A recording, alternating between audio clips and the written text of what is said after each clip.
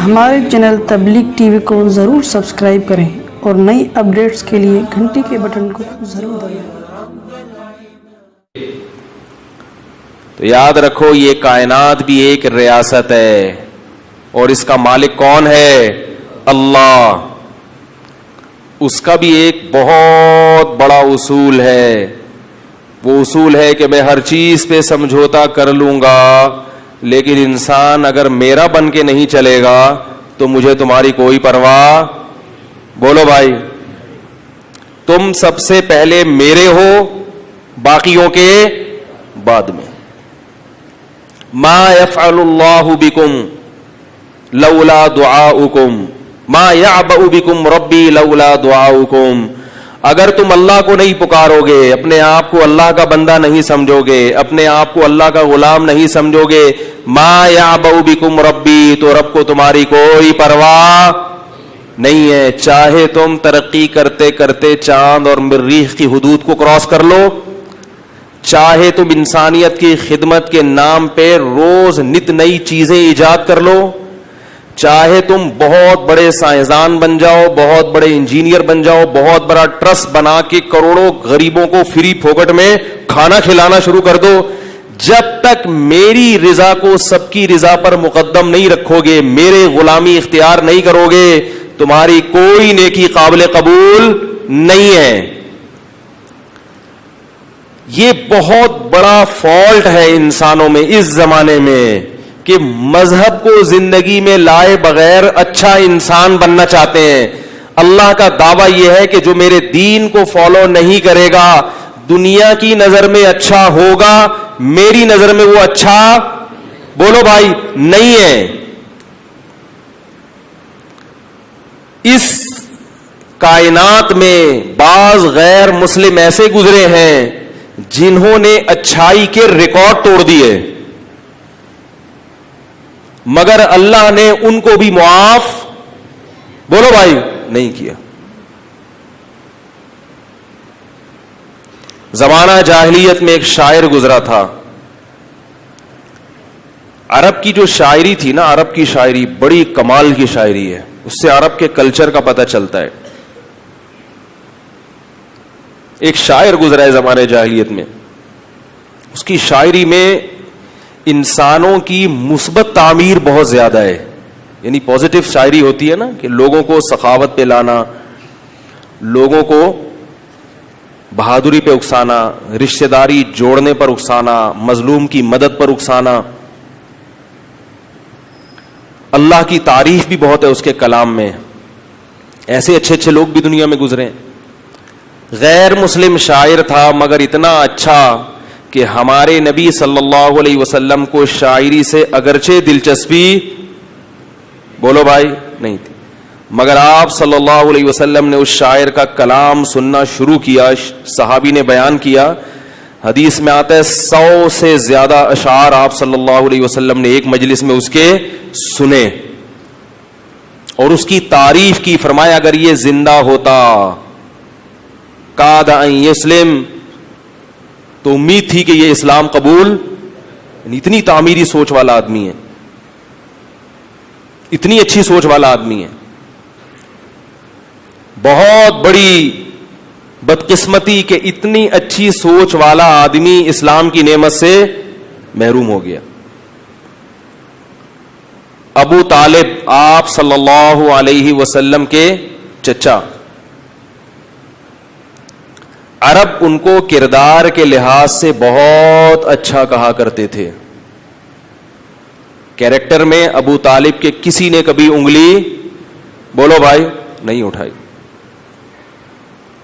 حدیث میں آتا ہے، صحیح حدیث میں، ابو طالب کی طبیعت میں بخل نہیں تھا، غربا اور مساکین کو کثرت سے، بولو بھائی، کھانا کھلانا، رشتہ داری جوڑنا، لوگوں کا خیال کرنا۔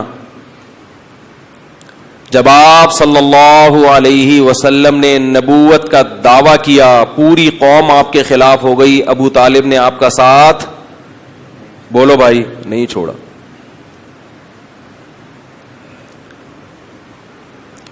آپ جو عرب تھے انہوں نے آپ صلی اللہ علیہ وسلم کا 3 سال تک بائیکاٹ کیا کہ روٹی پانی بند کر دو, معاشی بائیکاٹ کرو ان کا. اس 3 سال جب آپ گھاٹی میں آپ نے وقت گزارا تو اس میں ابو طالب بھی آپ صلی اللہ علیہ وسلم کے ساتھ تھے. مگر ایمان کی توفیق کیوں سب کے ہیں مگر اللہ کے, بولو بھائی, نہیں ہے. اور اللہ کے کا مطلب صرف اللہ کے. ابو طالب تو اللہ کو مانتے تھے, لیکن اللہ چاہتے ہیں کہ مجھے مانو تو صرف اور صرف کس کو مانو, بولو بھائی, مجھے. میرے ساتھ کسی کو شریک مت کرو. یہ 360 بت بیت اللہ کے اندر رکھے ہوئے ہیں, یہ کیوں رکھے ہوئے ہیں؟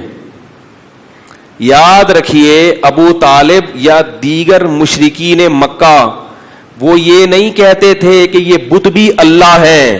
خوب اچھی طرح سمجھ لیں, شرک کسے کہتے ہیں؟ شرک اسے نہیں کہتے کہ 2 اللہ کے آپ قائل ہوں. ایسا شرک اس کائنات میں کبھی بھی نہیں ہوا. ہمیشہ ایک ہی خدا کو مانا گیا ہے.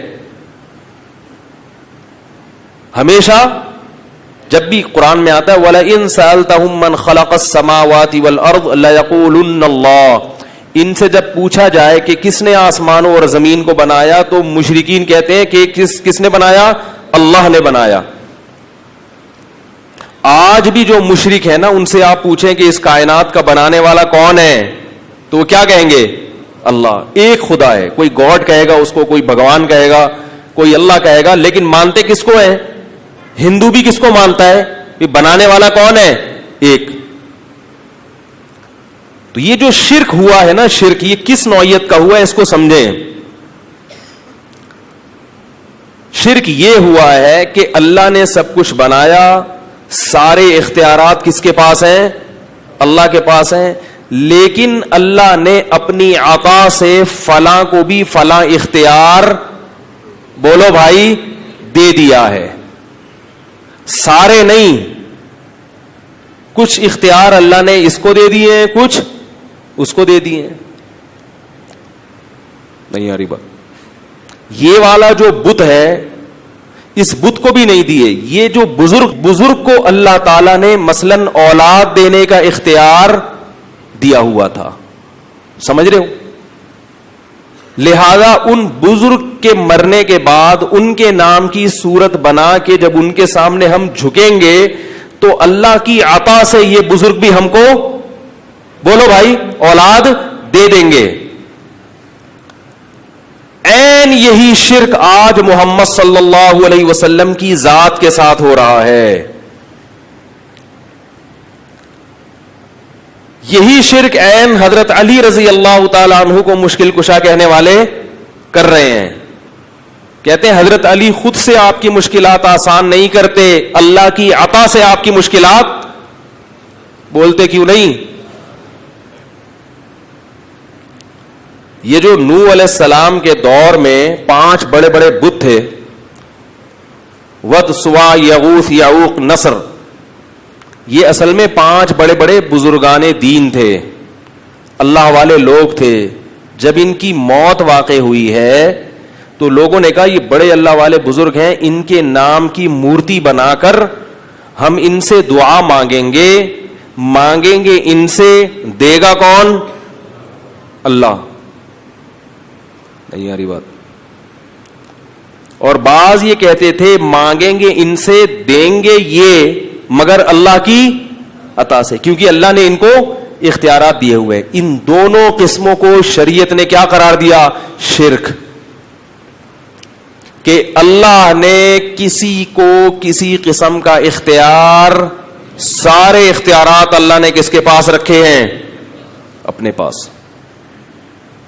کسی کو نہیں دی اللہ نے. یہ والا شرک ہے جس کی نفی کے لیے قرآن نازل ہوا ہے. آج جب کسی سے بات کی جائے نا مشرک سے, تم رسول سے کیوں مانگتے ہو, فلاں سے کیوں مانگتے ہو, کہتے ہیں ہمیں پتا ہے کہ یہ خود سے نہیں دے سکتے, لیکن اللہ نے ان کو اختیار دیے ہیں. اللہ نے اپنے حبیب کو جب اختیارات دے دیے تو ہم اگر اللہ کے حبیب سے مانگ لیں تو تمہیں کیوں تکلیف ہو رہی ہے بھائی؟ کیا ہو گیا بھائی؟ تو بھائی یہی تو وہ شرک تھا جو کون کیا کرتا تھا؟ مشرکین مکہ کرتے تھے. وہ اللہ کے رسول سے نہیں مانگتے تھے, وہ بتوں سے مانگتے تھے. تو اللہ نے یہ نہیں کہا کہ ہم بت کے پاس, اللہ نے کہا میرے سوا کسی کے پاس اختیارات نہیں ہیں. اب یہاں لوگ سوال پوچھتے ہیں کہ واہ بھائی واہ, پولیس کے پاس تو اختیارات ہیں آپ کی مدد کرنے کے ہیں بھائی, ڈاکٹر کے پاس اختیارات ہیں آپ کو اولاد دینے کے, بے اولاد لوگ ڈاکٹر کے پاس جاتے ہیں نا, کیا خیال ہے؟ تو کیا اللہ کے نبی کے پاس نہیں ہو سکتے ہیں بھائی؟ یہ موضوع میرا ابھی توحید مقصد نہیں ہے, جلدی سے اس کو سمیٹ کے میں اسٹیشن درمیان میں آتے رہتے ہیں.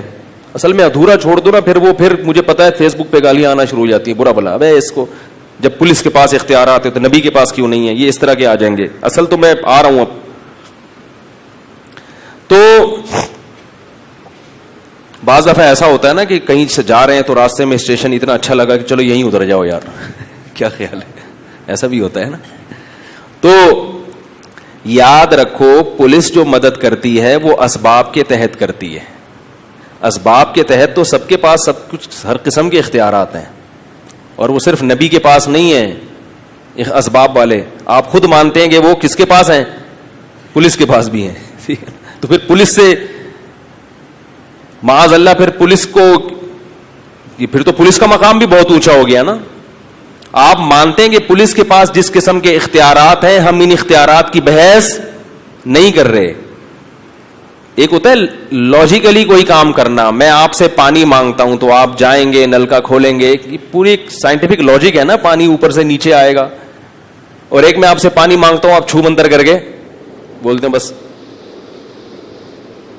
جب چاہو آپ بارش برسات سکتے ہو, جب چاہو آپ پانی سامنے لا سکتے ہو. ایسا تو نہیں ہوتا, یہ شرک ہے.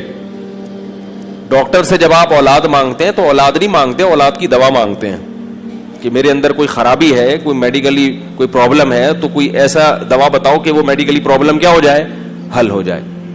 جبکہ اللہ سے مانگتے ہیں تو اللہ کو ہم چھوڑ دیتے ہیں کہ اللہ تو جس طرح بھی دینا چاہے, چاہے وہ میڈیکلی پرابلم صحیح ہو یا نہ ہو. زکریا علیہ السلام نے اللہ سے بڑھاپے میں دعا مانگی تھی, میڈیکلی بڑھاپے میں دعا ممکن, اولاد ممکن نہیں ہے, لیکن کہا تھا مجھے ایسے ہی چاہیے. اللہ نے کہا چلو بوڑھے ہو کے ہی دے دوں گا میں تمہیں. اس قسم کے اختیارات صرف کس کے پاس ہیں؟ اس میں اللہ نے کسی پیغمبر کو, کسی فرشتے کو, کسی مقرب ولی کو بھی اپنے ساتھ شریک, بولو بھائی, نہیں کیا ہے. اور اگر آپ نے یاد رکھو, خوب اچھی طرح سمجھ لیں, اللہ شرک کے معاملے میں بہت حساس ہے, کیونکہ یہ غیرت کا معاملہ ہے. مانگنا صرف کس سے ہے؟ اللہ سے. اگر آپ نے اللہ کے سوا کسی اور سے مانگنا شروع کر دیا اور وہ اسباب سے ہٹ کے مانگنا ہو, تو پھر میرے بھائی بخشش کا امکان ختم. اللہ کا واسطہ دے کے کہتا ہوں کہ مزاروں پہ جانا, بولو بھائی, بند کر دو. کچھ بھی نہیں رکھا مزاروں پہ, کچھ بھی نہیں ہے. میں جب سفر پہ جاتا ہوں نا تو پھر ایک ٹیلی فون کے ذریعے, اور ٹیلی فون سے بھی زیادہ سفر میں لوگوں کا پتہ چلتا ہے.